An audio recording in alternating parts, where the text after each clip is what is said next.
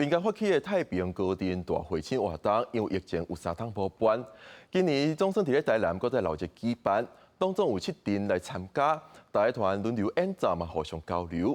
也若主办单位讲，现在因为时代演变，加上少子化，传承是有影真困难，希望这个传统文化通世代传承。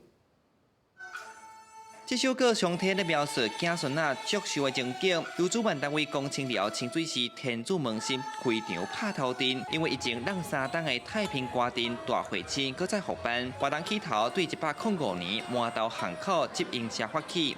后续各表友轮流接续举办，台南、高雄拢总有7阵来演出，其中嘛有准领拄复阵的头摆来参加。这阵少子化加上时代演变，传承有影艺道。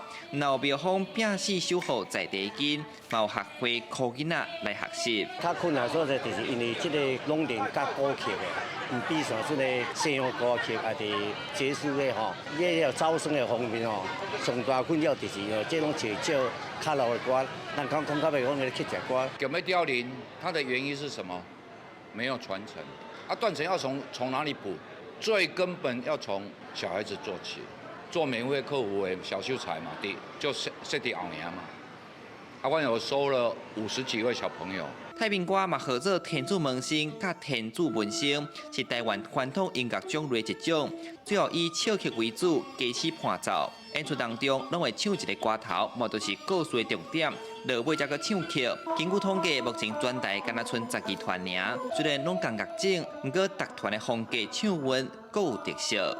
伊和南管嘛是有一寡无共款，南管是用悲白动箫为主，那太平管是用品啊乐琴为主，主要是这样的差别。我找下文化要延续落去，大家来继续办这个大会庆，有活动。